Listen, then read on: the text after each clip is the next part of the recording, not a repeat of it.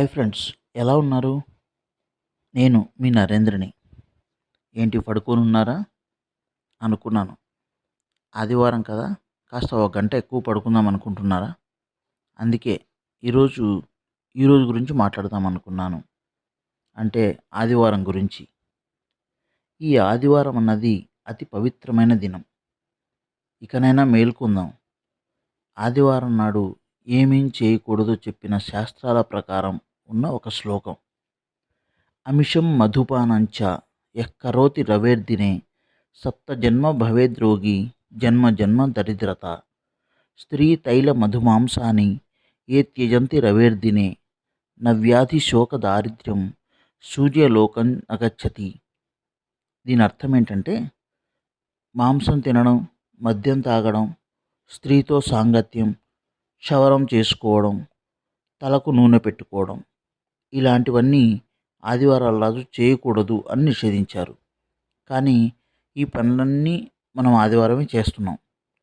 ఈ కర్మలు చేసినవాడు జన్మ జన్మలకి దరిద్రుడవుతాడు అని నొక్కి చెప్పారు మన పెద్దలు.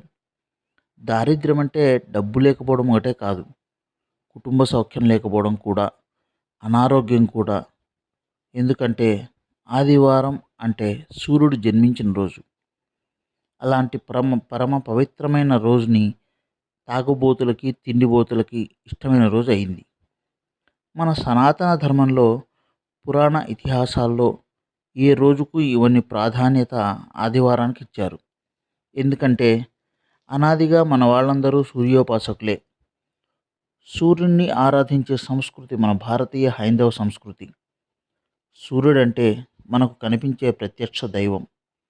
అందుకే మనకొచ్చే ముఖ్యమైన పండుగలన్నీ కూడా సౌరమానం అంటే సూర్యుని ఆధారంగానే వస్తాయి. ప్రాతకాలంలో నిద్రలేచి సూర్య నమస్కారాలు, సంధ్యావందనాలు లాంటి సనాతన సాంప్రదాయ కర్మలు సూర్యుని ఆరాధించే పద్ధతిలో ముఖ్యమైనవి. అలాంటి ఆదివారం మనకి చాలా పవిత్రమైన రోజు. అలాంటి ఆదివారాన్ని వీకెండ్ పేరుతో, ఆదివారం సెలవు అనే పేరుతో అపవిత్రం పాలు చేశారు, ప్లస్ చేస్తూ ఉన్నారు. మనది భిన్నత్వంలో ఏకత్వం అనే సంస్కృతి అని అందరికీ తెలుసు. ఎన్ని ఆచారాలు, సంస్కృతులు భిన్నంగా ఉన్నా మనందరిది హిందూ ధర్మమే అనే ఏకత్వాన్ని తెలిపేది మన హైందవ సంస్కృతి. అది చూచి తట్టుకోలేని బ్రిటిష్ వాడు లార్డ్ మెకాలే ఈ నీచుడు గురించి ఎంత చెప్పినా తక్కువే. వాడు ప్రయోగించిన బ్రహ్మాస్త్రమే ఈ ఆదివారం సెలవు. మన హిందువులే మన సంస్కృతిని నాశనం చేసేలా చేశాడు. ఆదివారం నాడు చూడండి, మన హిందూ దేవాలయాలన్నీ వెలవెలబోతాయి. పూర్వకాలంలో అయితే వృత్తి పనులు చేసుకునేవారు అమావాస్యను సెలవు దినంగా పాటించేవాళ్ళు. ఇప్పటికీ కొన్ని దుకాణాల వారు అమావాస్య నాడు తెరవరు. మన హిందువులు ఆదివారాన్ని పరమ పవిత్రంగా భావించేవారు. ఆ రోజు జీవహింస చేసి మాంసాన్ని తినేవారు కాదు, మద్యాన్ని తాగేవారు కాదు. కానీ ఇప్పుడు సీన్ అంతా రివర్స్ అయిపోయింది.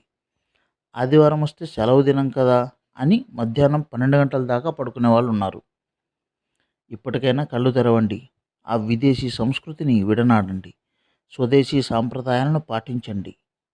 యోగా చేయండి, ప్రాణాయామం చేయండి, సూర్య నమస్కారాలు చేయండి, సూర్యోపాసన చేయండి, ఆయురారోగ్య ఐశ్వర్యాలను పొందండి.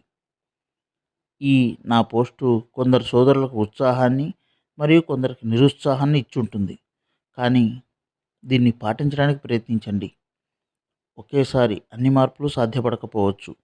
అయితే క్రమక్రమంగా ఒక్కొక్కటి మార్చుకుంటూ పోతే కొన్ని సంవత్సరాలకి అన్ని మార్పులు చేసుకోవచ్చు. ఏంటి, నిజమేనా? ఉంటా మరి. మీ నరేన్ టాక్స్.